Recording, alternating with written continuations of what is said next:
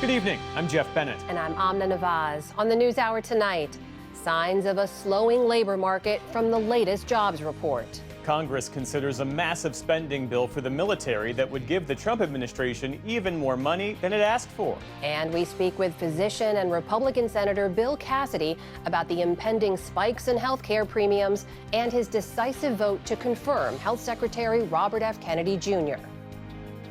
We clearly differ on things like immunizations. On immunizations, they are safe.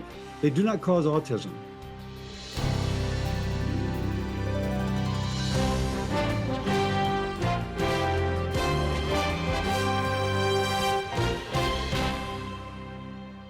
Major funding for the PBS NewsHour has been provided by the ongoing support of these individuals and institutions, and friends of the NewsHour, including Kathy and Paul Anderson, and Camilla and George Smith.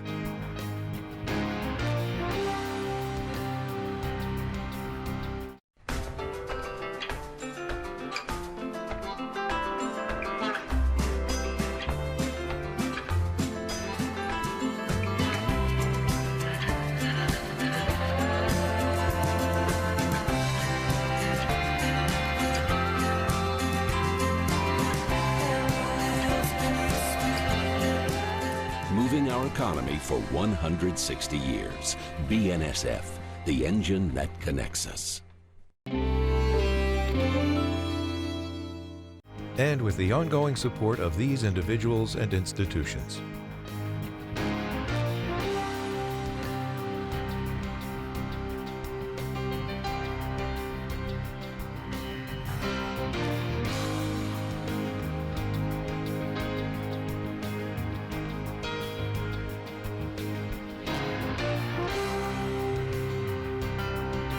This program was made possible by the contributions to your PBS station from viewers like you. Thank you.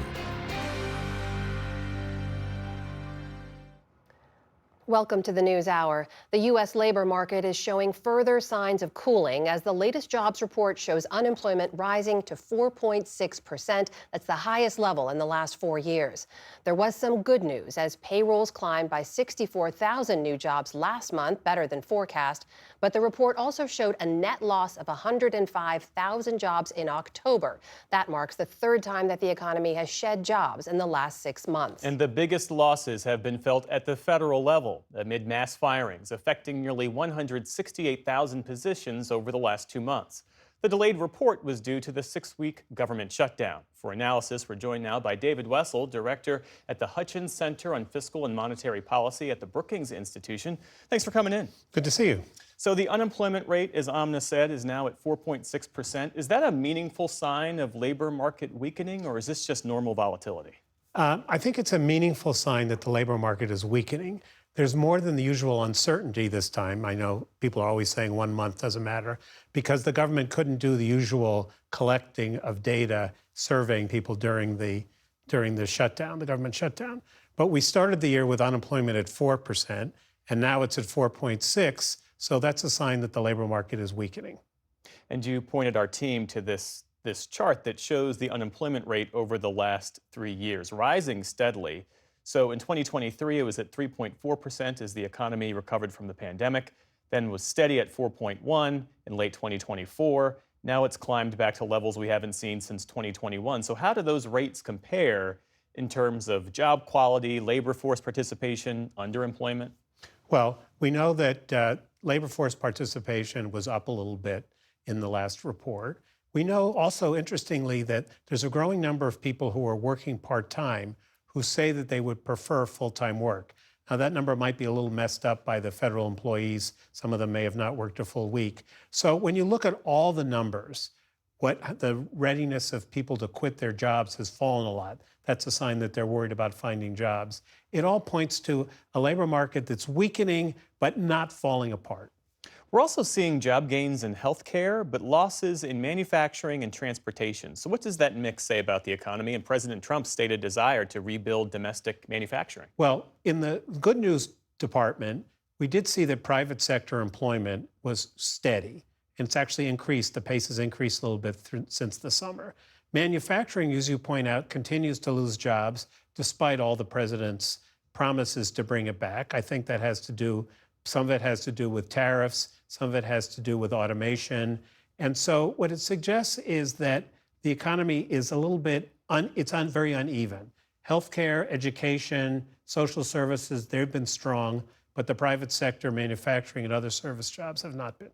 And federal employment, as we mentioned, has dropped sharply this year. How much is that weighing on the overall jobs picture? Well, we lost 168,000 jobs at the federal level over the last couple of months. Some of that's because people who got laid off as part of the DOGE campaign were still being paid. And as long as they were being paid, they didn't count as unemployed. So that all shuts up now.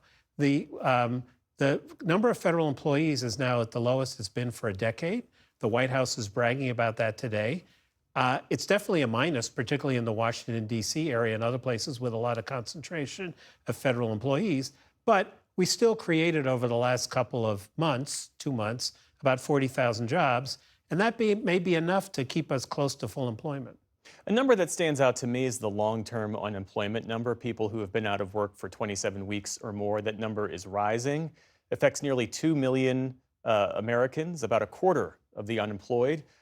Why does that matter in particular, and what warning signs does that rise? Well, it matters obviously because those people are really not just temporarily laid off. They've been off for a while. In human terms, it makes a big difference. Some of them may be running out of unemployment benefits. It's one of the panoply of indicators that suggests that, as we see through the fog of the delayed reports, that suggests that the labor market is deteriorating. And that's why the Federal Reserve cut interest rates last week. And they made a point of, even though they're above target on inflation, they're more worried, most of them, about the weakening job market. Does it strengthen the case for another cut in January? I don't think that this changes the picture. I think it wasn't bad enough to cause the Fed to cut rates in January. We'll get another jobs report before then.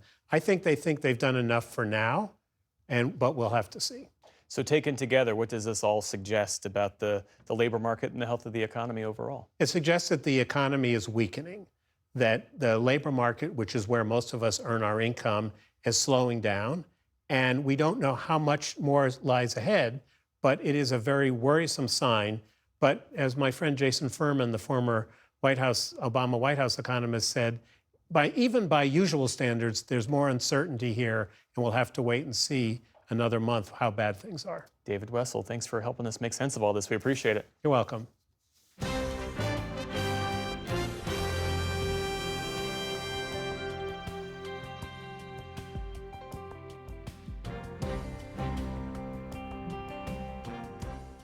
In the day's other headlines, prosecutors in Los Angeles say they'll charge Nick Reiner with 2 counts of first-degree murder for allegedly killing his parents. Award-winning actor and director Rob Reiner and his photographer and producer wife Michelle Singer Reiner. The 32-year-old was arrested on Sunday, just hours after the Reiners were found dead in their Los Angeles home. At a news conference this afternoon, LA's district attorney called the case challenging and heart-wrenching. Rob Reiner was a brilliant actor and director, an iconic force in our entertainment industry for decades. His wife, Michelle Singer Reiner, was an equally iconic photographer and producer. We will commit ourselves to bringing their murderer to justice. Nick Reiner's attorney, Alan Jackson, said today that his client was unable to attend a planned court hearing due to medical reasons. Reiner is currently being held without bail. He has yet to enter a plea. If convicted, Nick Reiner could face the death penalty or life in prison without parole. The Trump administration is expanding its travel ban to include 5 more countries. That means citizens of Burkina Faso, Mali, Niger, South Sudan, and Syria are prohibited from entering the U.S. Officials are restricting travel completely for people with Palestinian Authority-issued travel documents. And they're adding partial restrictions for more than a dozen other countries, including Malawi, Nigeria, and Zimbabwe, among others. The announcement comes after Trump signed an initial travel ban targeting 12 countries in June, arguing such measures are vital for national security. A federal judge in Washington says he's not inclined to stop construction of President Trump's $300 million White House ballroom. That comes in response to a lawsuit from the National Trust for Historic Preservation last week aimed at halting the project. The nonprofit group is calling for a thorough review process, saying the project needs congressional approval. The administration argued that the president has the authority to modify the White House and that construction must continue for national security reasons. But officials did not cite specific concerns. Turning overseas, police in Australia say that Sunday's mass shooting at a Hanukkah celebration was a terrorist attack inspired by the Islamic State. At a news conference in Sydney, officials said they found 2 homemade Islamic State flags in the car of the suspects, a 50-year-old man who was killed in the attack and his son who's being treated at a hospital. Authorities also recovered improvised explosive devices. In the meantime,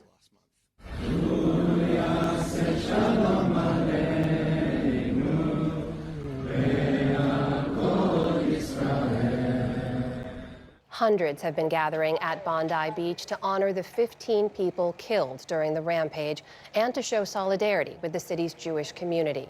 The victims ranged from 10 to 87 years old. More than 24 others are still in the hospital.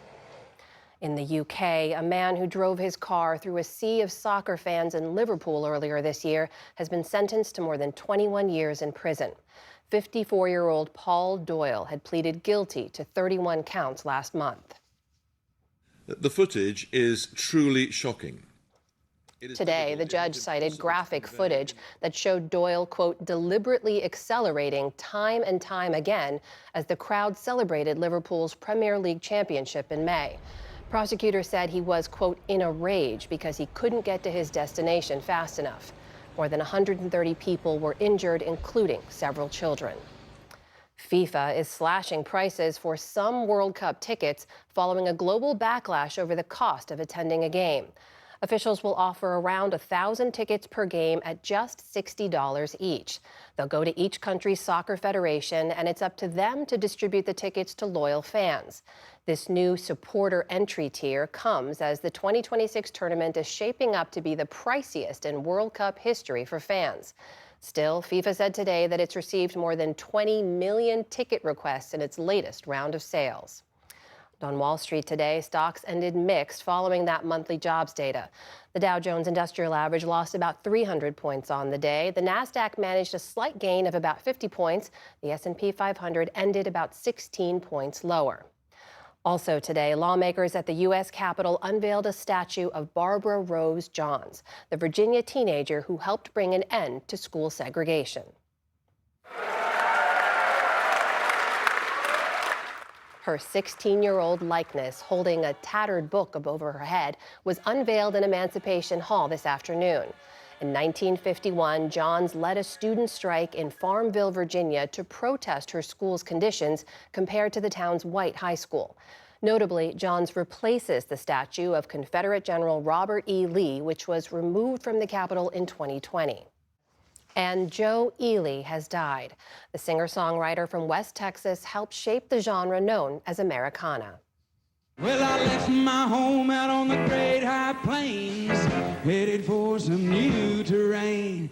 In songs like I Had My Hopes Up High, Ely fused honky-tonk, bluegrass, and rock, serving as an alternative to the more polished so-called Nashville sound. Ely said he was inspired by the vast spaces of the American heartland and toured tirelessly, earning him the nickname Lord of the Highway. And he was known for his collaborations with legends like The Clash and Bruce Springsteen. His family says Joe Ely died of pneumonia. He was 78 years old. Still to come on the NewsHour, why it's been so difficult to locate the suspect in the Brown University shooting. And a rare look at Hezbollah's highly secretive bunkers seized by Lebanon's military. This is the PBS NewsHour from the David M. Rubenstein Studio at WETA in Washington and in the West from the Walter Cronkite School of Journalism at Arizona State University. Today, Defense Secretary Pete Hegseth rejected calls to publicly release the full video of a boat strike that the military carried out in early September. That attack was the first of more than 24 strikes on what the administration calls narco-terrorists, but it has become the most contentious. At the same time, the Senate is debating and is expected to pass its largest annual bill to authorize the Defense Department. Nick Schifrin and Lisa Desjardins are here. They've been covering this all. So, Nick, let's start with you. What did Secretary Hegseth say today? Well, Amna, as you just said, Hegseth shot down the idea of releasing the second video from September the 2nd publicly. Now, a reminder, this was the very first strike in what the administration called today a highly successful counter-drug mission. On September the 2nd, the U.S. military says it fired a single missile that killed 9 people, and a second strike some 30 minutes later that killed 2 people who were not killed in the first strike. Now, many Democrats, you see the first strike there, many Democrats and former military lawyers have argued that the second strike killed shipwrecked sailors. That would make it illegal. But today, Hegseth called the whole video classified. In keeping with long-standing Department of War policy, Department of Defense policy, of course, we're not going to release a top secret, full unedited video of that to the general public. Some Democrats today argued that President Trump himself released the first part of this video, and the administration could take the very same steps to release the second strike video. And Lisa, some in Congress are seeing this as a very important moment when it comes to the balance of power. Why? That's right. Congress has the power to declare war. And this is a question of basic oversight by elected members of Congress over how we conduct war, how we conduct major military operations, which are fatal in this case. Now, the administration is not showing this most contentious part of the video to every lawmaker in Congress. They're holding it back right now. And there are real questions about whether they should do that or not. There are questions because many members of Congress think there could be some human rights violations in that video. Here's Democrat Tim Kaine today. Is this what we want to be known for?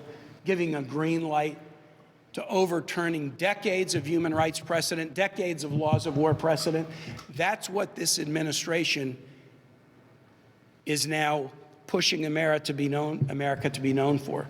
Again, this is about oversight. I spoke with longtime sources in Congress who say senators do have clearance. Members of Congress do have clearance as being members of Congress. It's not an issue of the classification. It's an issue of whether the Department of Defense chooses to show them this video. But they have that oversight. So, Nick, let's turn now to that $900 billion defense authorization bill. Walk us through the highlights. Yeah, in any bill this big, there are many highlights, and so Lisa and I are going to try and go through just a few. And let me begin with that boat strike. In fact, the NDAA, the authorization bill, cuts Hegseth's travel budget by 25% until he provides the unedited video to the Senate and House Armed Services Committee, which he said he would do by tomorrow, also providing the committees the execute order for that strike. Other provisions restrain some of the president's threat to reduce support to allies and partners, including what you see there, restricting the withdrawals of troops from Europe or South Korea. The bill also authorizes U.S. money for weapons to Ukraine. It really portrays Russia as an adversary, requiring reports on Russia's activities and limiting the administration's ability to recognize Russian sovereignty over any parts of occupied Ukraine. In addition, it repeals the authorizations of the use of military force related to Iraq in 1991 and 2002, and initiates the most ambitious reform in a generation for how the Pentagon procures weapons. Lisa, what stands out to you in terms of what's in here that may not be usual defense policy? All this is why you come to PBS NewsHour. You're not going to see this stuff anywhere else, but it is important. Number one of two things, DEI. This bill codifies the Trump administration policy. And look, here's what's in, I think, page 728 of the bill. It would say that the Pentagon can no longer establish a diversity office or have any plans related to diversity, equity, or accessibility. That would be in law. This not only puts that in law, but it is obviously a big cultural moment. Secretary Hegseth says this is about unity at the Pentagon, but Democrats and others, including some Republicans, say they worry that this undermines what has been a long history of inclusiveness and, in fact, anti-racism at the Pentagon itself. The second thing I want to raise that's not really related to the military, the Lumbee tribe of North Carolina, that is a tribe that has tried to get federal recognition for years. That is in this defense authorization bill. Funny enough, that tribe is in an important county in a swing state, and President Trump promised them federal recognition. When this passes, they will get it. So Nick, Lisa's pointing out here, this becomes a grab bag, this NDAA, every year. There's a significant step in here, though, when it comes to the administration's Syria policy. Tell us about that. Yeah, this is the repeal of the Caesar Act. That was a package of sanctions aimed at Bashar al-Assad for killing some 500,000 of his people during more than a dozen years of war. But it has been 1 year since Ahmed al-Sharaa became the president of Syria, overthrowing Assad, and Syria recently overcame resistance on the Hill to repeal Caesar. And that is vital because after about 13 years of war, the World Bank says Syria needs $215 billion to rebuild and facilitate the return of millions of displaced. Take a listen to Muaz Mustafa, the executive director of the Syrian Emergency Task Force. The remainder of Caesar was shattering to Syria's future. Simple as that. And in order to give Syria a chance, Caesar had to be lifted. What that means is now Syria can rebuild. How can we expect 14 million refugees and displaced to come back from within Syria and from the borders and from Europe and from even the United States if they can't rebuild their homes? That's what Caesar allows. The administration had provided temporary waivers, Amna, to Caesar, but only Congress could repeal, and now expect private investors, regional partners to send investments into Syria. Meanwhile, Lisa, as you've been reporting, we'd expected passage of the bill by now, but it has been snagged, not by military concerns, but with something related to air safety. Tell us about that. Right. This is what Nick and I think are getting at. This bill touches so many facets of American and world life. And we thought this bill would have passed by now, but it's snagged because of an air safety issue in Washington, D.C. Folks may remember the crash January 29th of this year over the Potomac with a military helicopter in training and a commercial air flight. After that crash, where 67 people died, the military agreed to use specific technology so that those military training flights would geolocate. This bill, Ted Cruz, a senator, and others are worried that this bill has a waiver that training flights could waive out of that kind of technology. And that's why this is held up right now. That is in the bill. We're watching to see what happens with that provision. So this bill will pass. It's a question of when. A lot of money. It's a big bill. Lisa Desjardins, Nick Schifrin, breaking it all down. Thank you both. You're welcome. Thank you.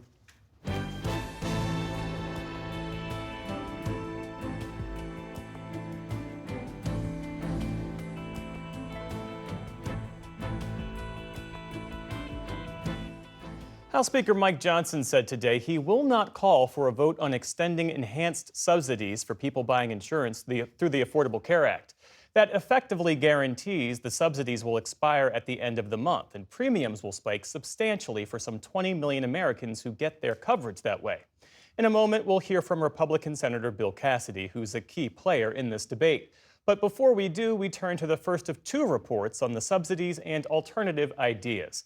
William Brangham focuses tonight on how the subsidies work and what's at stake if they expire. Because tens of millions of Americans will be a whole lot healthier from this moment on. It was March 23, 2010, and Vice President Biden whispers in President Obama's ear, "This is a big effing deal." And it was, signing of the Affordable Care Act into law. Today, after all the votes have been tallied, health insurance reform becomes law in the United States of America. It was complicated to pass and complicated in its structure, but the ACA, which was quickly dubbed Obamacare, had a fairly straightforward goal: expand health care coverage and keep costs down. And over the ensuing 15 years, the ACA has been mostly successful on that first front by expanding Medicaid and by helping people buy insurance. All of that helped cut the uninsured rate in half. But that promise of lower prices, what President Obama often called bending the cost curve, that has been a much harder nut to crack. In the United States, we spend twice as much money on healthcare as many other countries do. Cynthia Cox analyzes the Affordable Care Act at KFF. The ACA worked by using taxpayer dollars to reduce the cost of healthcare for individuals that qualify for those programs, but it didn't do a whole lot to address the underlying reasons why healthcare is so expensive. As healthcare prices keep rising across the system, healthcare premiums do too. With the ACA, to soften the blow of those higher premiums, targeted subsidies were built into the law. Avik Roy co-founded the Foundation for Research on Equal Opportunity, and he has served as an advisor to past Republican presidential candidates. Part of the rationale of the subsidies was, well, if we're going to regulate what these plans can offer and how they can be designed, they're going to be more expensive. And if they're going to be more expensive, then some people will have trouble affording them. Despite those subsidies, by 2020, enrollment had stalled. For some Americans, the plans still cost too much. So during the pandemic, then President Biden boosted those subsidies and expanded who was eligible for them to higher income brackets. And they worked, cutting costs for consumers and driving a surge in enrollment. While those enhanced subsidies got more people covered, they were also very expensive and temporary. Congress gave them an expiration date, December 31st, 2025. Hence, this New Year's Eve deadline that we are all talking about. This is a failed program. The Democrats created the problem. We've got to solve it. Are they going to vote for this bill and bring health care costs down for the American people, or block this bill and send premiums skyrocketing? Here's how the subsidies work. What someone has to spend for an insurance policy is capped at a certain percentage of their income on a sliding scale. So, for example, and there's different plans and deductibles to consider, but generally speaking, let's say I make under $22,000 a year. I'd pay nothing for the basic benchmark health insurance plan. But as my income grows, so does the percentage I'd have to pay, up to 8.5% of my income once I start making $65,000 a year. The remaining cost of that policy, no matter how expensive, is paid for by the federal government. And though they are sometimes referred to as tax credits, in most cases, the money goes straight to insurance companies. What most people opt to do is to have their tax credit dollars sent directly to the insurance company that they pick for their insurance. And then that way it lowers their monthly premiums directly so that that person doesn't have to pay the full premium up front. In 2025, the total cost of the ACA subsidies was an estimated $138 billion. That's 5.5 times NASA's entire budget. The plans are much more expensive than people believed they would be in 2013, 2014.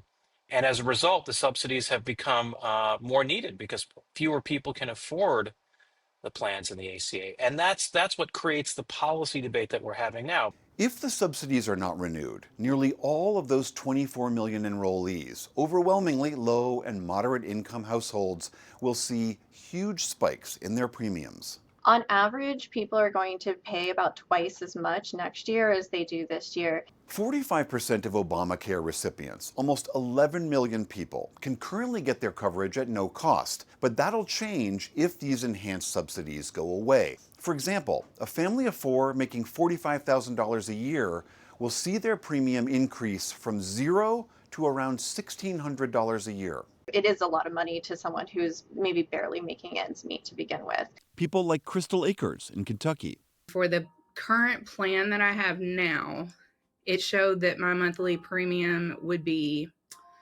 about double what I'm paying. As far as I'm concerned right now, I don't have insurance. I turned off my payment for November. Cox also says some older Americans will be especially hard hit. So that big spike is going to happen for older people who have incomes just above 4 times the poverty level. So for an older couple, this might be an income of $85,000. They actually, because it's 2 of them, might see their premium costs go up by almost $20,000. Avik Roy argues this crisis is a moment to reassess some fundamentals about the ACA. I think the question that a lot of people are asking is, do we just throw more subsidies at the problem and paper over the fact that the ACA has led to these much higher prices for health insurance? Or do we try to reform the design flaws in the ACA so that we can actually have not just lower health insurance for those individuals, but for everybody who has to shop for coverage on their own? But time is running out for that kind of compromise. The Congressional Budget Office estimates without an extension, 2.2 million enrollees will drop their coverage in 2026 alone. People like Melissa Ruff of Jacksonville, Florida. Here I am, 57, 7 years out from Medicare, facing being uninsured with a cardiac condition. I can't afford it. It prices me out of health care. And in Tennessee, Tanika Mason says she has to have insurance. Our daughter is a brain cancer survivor, and we have to go with the insurer that covers the specialist that she needs. So not having insurance is not an option for us. It would ruin us financially. And that's the trade-off at the heart of this standoff. Keeping healthcare affordable for Americans on these plans is very expensive, but leaving people with no coverage at all has costs of its own. For the PBS NewsHour, I'm William Brangham. Tomorrow, our Lisa Desjardins will break down the main alternative plan many Republicans prefer. That's an expansion of health savings accounts.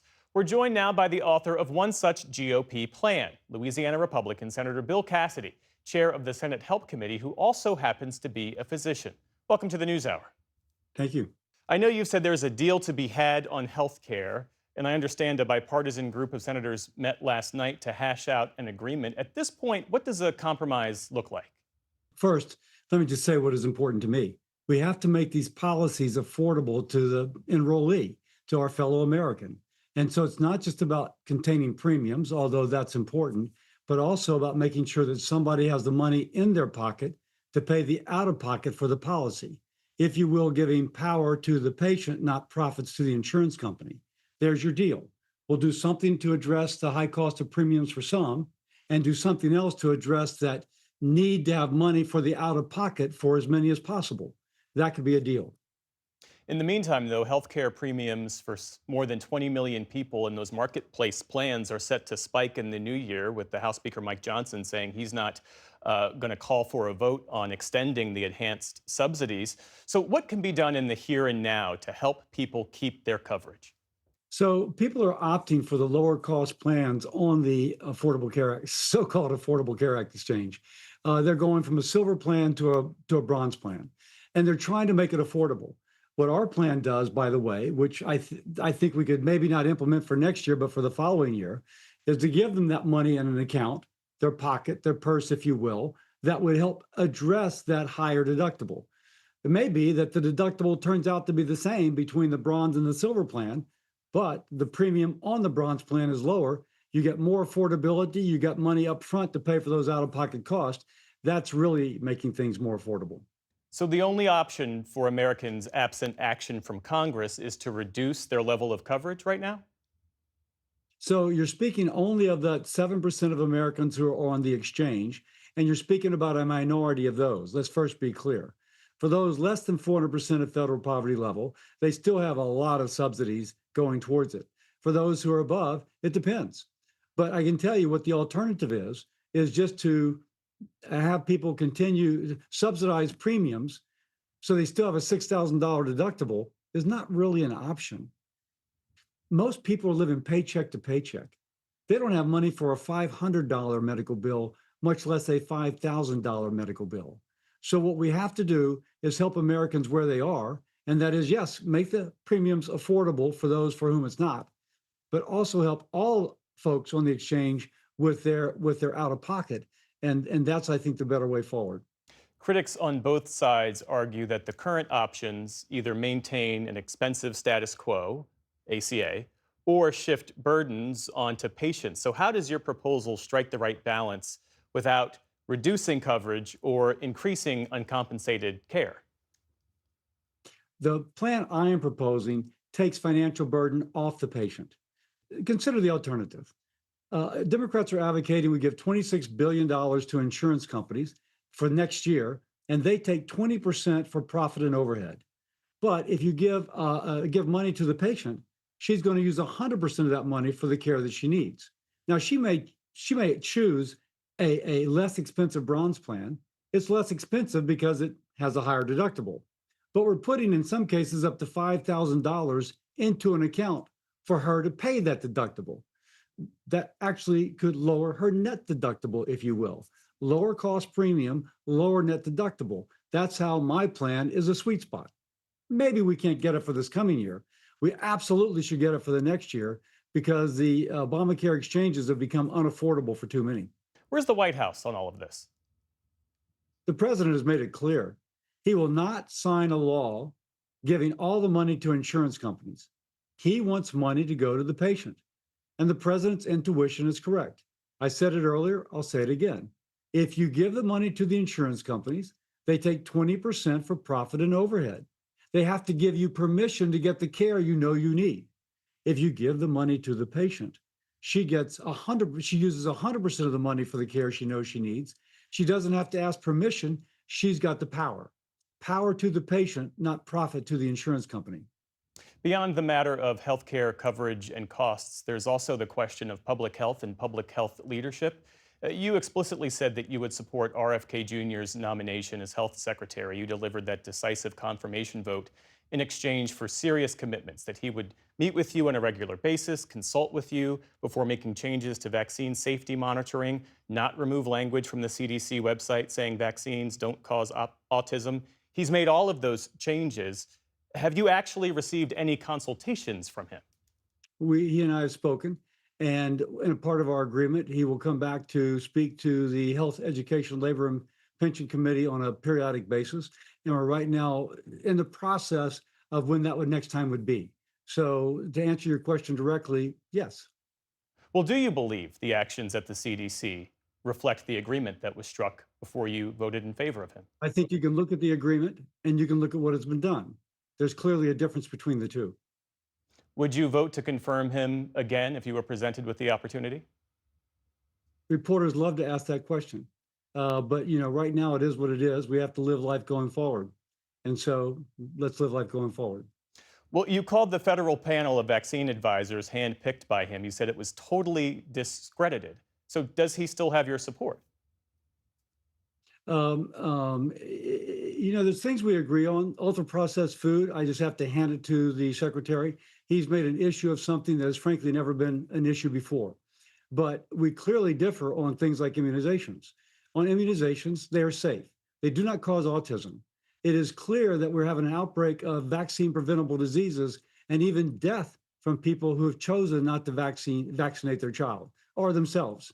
We have a flu season, which is kind of one of our worst in a while, and flu immunization is at a low point.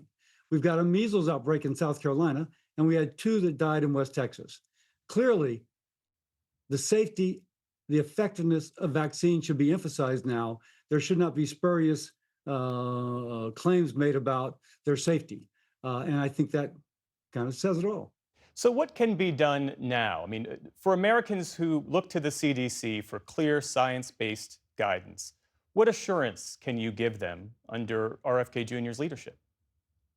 I think most Americans talk more with their personal physician than they do look at the CDC website.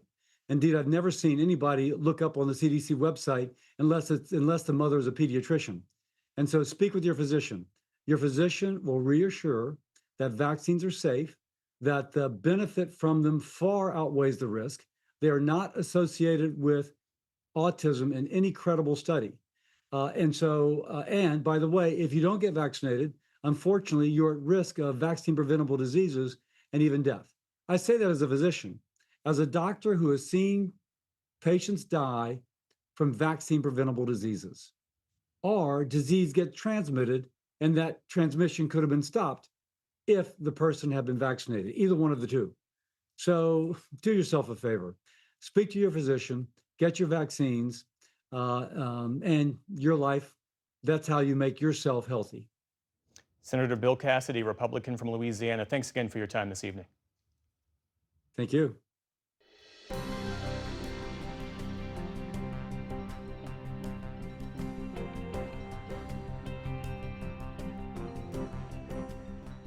Authorities are still searching for answers and for the alleged gunman in the shooting at Brown University 4 days ago. 2 students were killed and 9 others injured.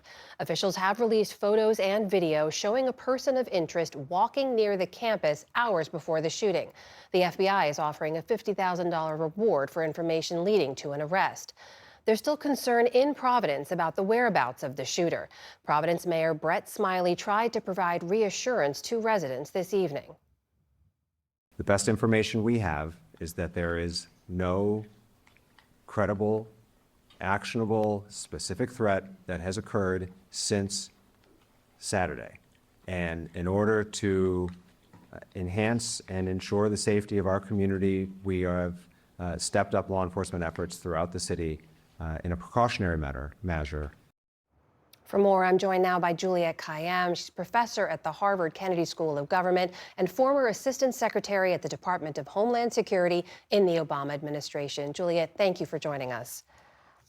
Thanks for having me. So you heard officials there asking for the public's help releasing these images. From your experience, how helpful could this be, these images in particular, and what do you make of the fact that they still have not identified or found this suspect?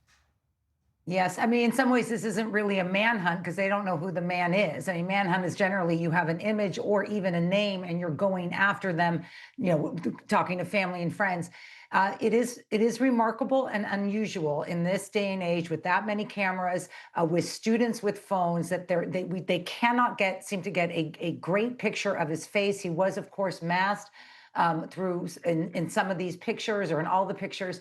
So this will be helpful for the sole purpose of convincing someone who recognizes him, who already knows him, to come forward. He has a unique gait, he has a unique physique, a stocky walk. If you knew him, you might be able to identify him. So that with the pictures with the ransom is simply trying to lure family and or friends to come forward. But if you just pass this guy on the street, you would not know who it was. In these kinds of cases, though, the longer it goes on, does it make it less likely that they'll find this person? Well, there's two pieces to that. One is, look, they had a course correction, about a day and a half ago, right, with this person of interest not being the person, and so they lost some time. And losing time means that he can get away and get away further. It also means that evidence that he might have left, he was sort of around the area for a couple hours before, could be destroyed. There was a lot of snow. I was in Providence. There was a lot of snow that came down after the killings. But this time they are using now to collect videos from people who probably didn't know they had them. There's lots of Ring camera videos and other videos that may at some stage give them a better identification. I'm sure you've seen, too, there have been some reports about tensions between officials in Providence and the FBI, who are also, of course, on the ground investigating, some questions about responsibility. I want to play for you a piece of sound from President Trump yesterday, who spoke to this when he was asked about why it was taking the FBI so long to identify the shooter. Take a listen. But you'd really have to ask the school a little bit more about that, because, this was a school problem. They had their own guards, they had their own police, they had their own everything. But you'd have to ask that question really to the school, not to the FBI. We came in after the fact, and the FBI will do a good job, but they came in after the fact. Juliette, what do you make of what the president had to say there? The school has no arrest or investigatory authority. I think there are great questions about the university, or to the university, about essentially its accessibility. What has it learned from this? How is it going to protect students when they come back? But the investigation is clearly led by local, state, and federal law enforcement agencies, including the FBI. I'm not disclosing anything. The Rhode Island Attorney General said it, that the FBI basically got way ahead of the investigation. FBI Director Kash Patel has just a very destructive habit of putting things on Twitter before they can be verified. And so what happened is when they had that person of interest, all focus went there because the FBI essentially announced it, and then they had to unwind it. The challenge, of course, as I said, is not only did they lose time, you're really beginning to have a community lose confidence, and that you cannot have. It looks like they're too divided. They did a regroup press conference about an hour ago. FBI was back at the table. Everyone was talking about unity of effort, and one can hope that they find this guy, or identify him at least, so that the hunt can begin. Meanwhile, Juliette, I want to tap into your expertise to ask you about the other mass shooting that we are following. That was the one targeting Hanukkah celebrations at Bondi Beach in Australia. We reported authorities are now calling it a terrorist attack. The Australian Prime Minister said it appears to be inspired by ISIS. We reported they found homemade Islamic State flags in the shooter's car. From your expertise, is there a resurgent ISIS threat to be worried about here? Yes, I mean, I think there's no question about it. It's been one that we've been watching through 2025. It's not as organized. There's not as the same kind of leadership. But basically, about 4 months ago, ISIS said, or put statements out about targeting Jewish organizations or Jewish meetings, anything that would be public. We saw this now in Australia, but we can't forget also 2 service members were killed in Syria on Friday by someone who, by ISIS. And so we do worry in the counterterrorism field about this resurgence as ISIS is looking at a world destabilized, and much of the world, Europe, Russia, China, and the U.S. are focused on other things. So it's a tragedy and might, and is a sign of what ISIS wants to happen in 2026. Julia Kayyem of Harvard Kennedy School of Government. Always good to speak with you. Thank you. Thank you.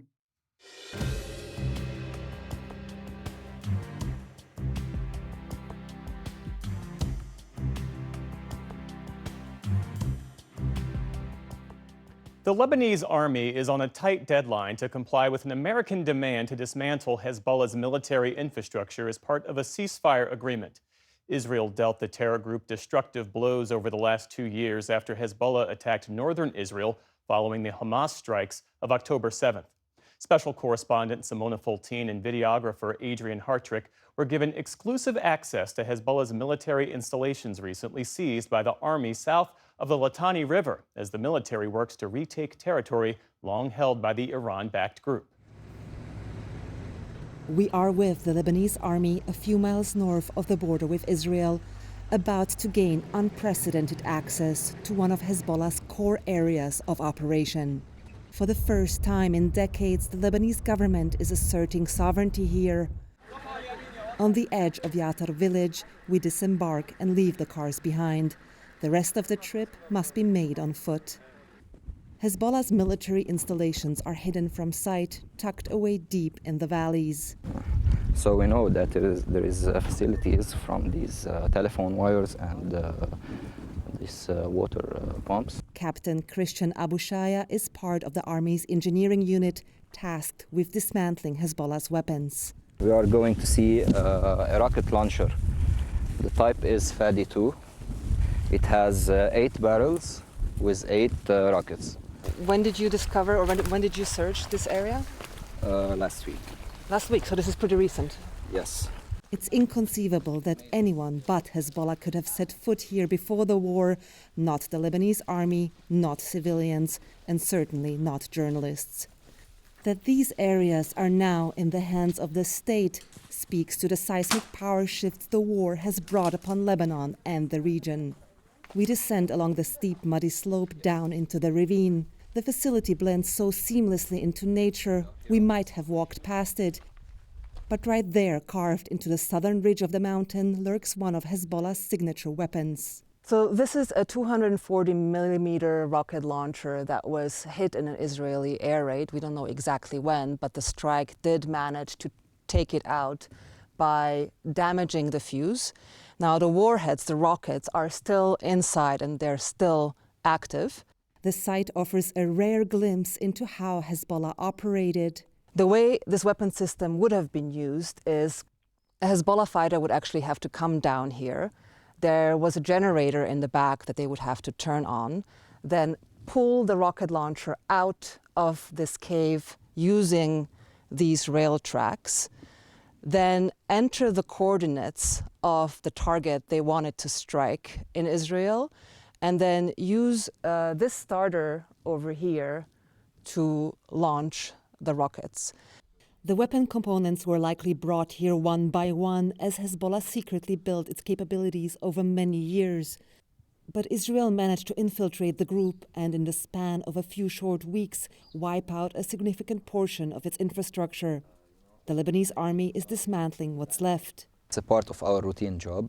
Every day we inspect a new area. What are some of the challenges you face in this difficult terrain? The nature, the climate. It's raining, now it's winter, and not just the nature. We have also, we faced a lot of mines, IEDs, cluster munition. So the work here is very dangerous. Do you know if there might be other similar facilities around here? We will neutralize this one and go forward. But I think, yes, from the dirt road, I think we should find something else down there. The army has combed through 124,000 acres of land and seized more than 230,000 weapons across 460 Hezbollah facilities in the south. General Jihad al-Khazin is the deputy commander of the sector.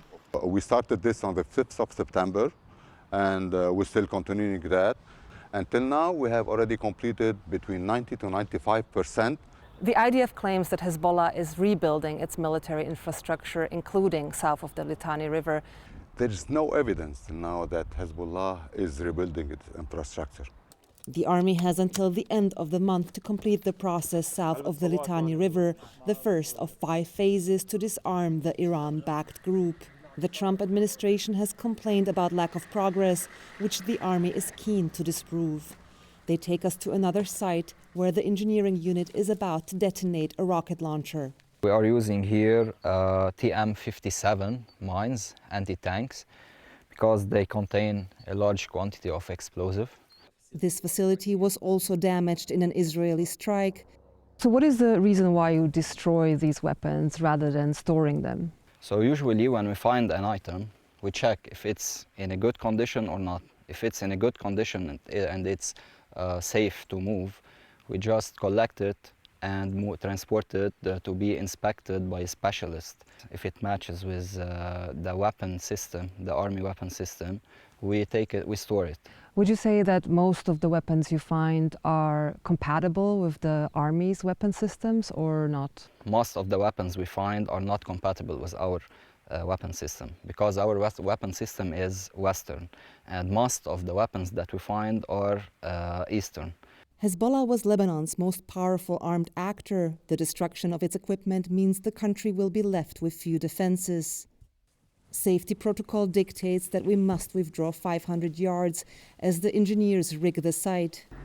So we drive uphill to watch the explosion alongside the local population. Many here remain loyal to the resistance, as Hezbollah is called here.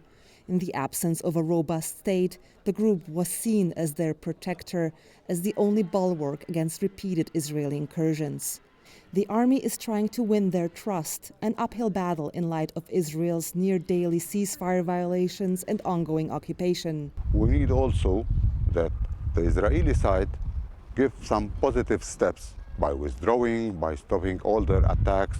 Squeezed between demands of the US and Israel on the one hand and concerns of Lebanon's Shia population on the other, the army is walking a tightrope. And they must walk it fast if they want to avert another war. For the PBS NewsHour, I'm Simona Foltin in southern Lebanon.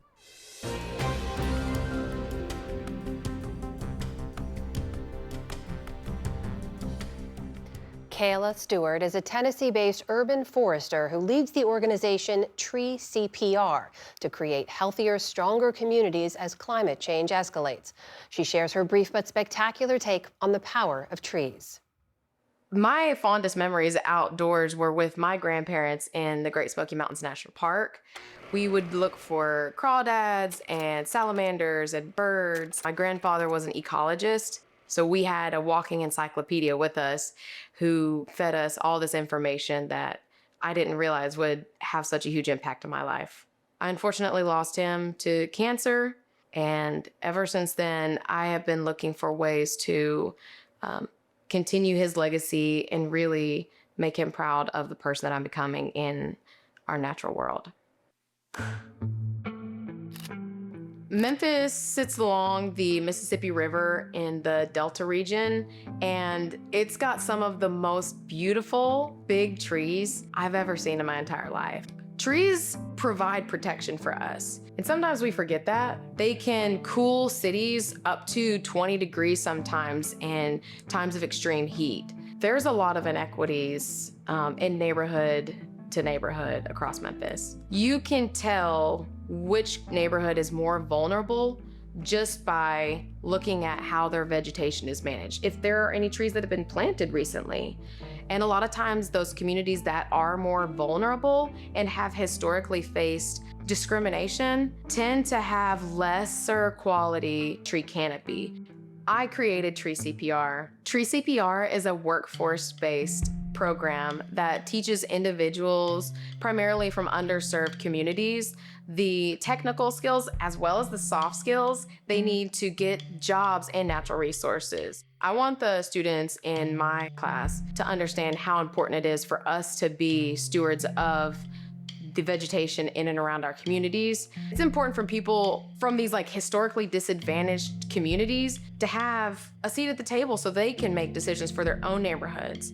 To say, hey, we need more shade here. We need higher quality tree canopy here. They'll reduce their community's vulnerability because they're present in those conversations. And that's important. I hope to not only make my grandfather proud, but I want people who look like me and who have had similar experiences in life as myself to really feel like they can take control of their own communities through urban forestry. My name is Kayla Stewart, and this is my brief but spectacular take on creating a cooler future. And a news update before we go. President Trump says he's designating the Maduro regime in Venezuela a foreign terrorist organization and is imposing a, quote, total and complete blockade of all sanctioned oil tankers going into and out of Venezuela. We'll continue to follow this story online and right here tomorrow on the NewsHour. And that is the NewsHour for tonight. I'm Jeff Bennett. And I'm Amna Nawaz. On behalf of the entire NewsHour team, thank you for joining us. Major funding for the PBS NewsHour has been provided by the William and Flora Hewlett Foundation. For more than 50 years, advancing ideas and supporting institutions to promote a better world at hewlett.org.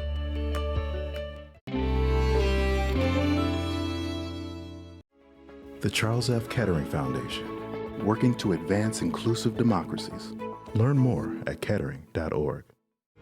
Friends of the NewsHour, including Nell, Martha, and Mary Minow, in honor of the life and legacy of their parents, Newton and Josephine Baskin Minow, and Julie and Robin Powell, through Fidelity Charitable.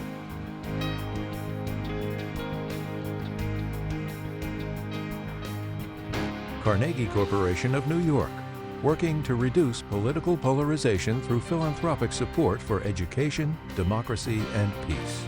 More information at carnegie.org. And with the ongoing support of these institutions.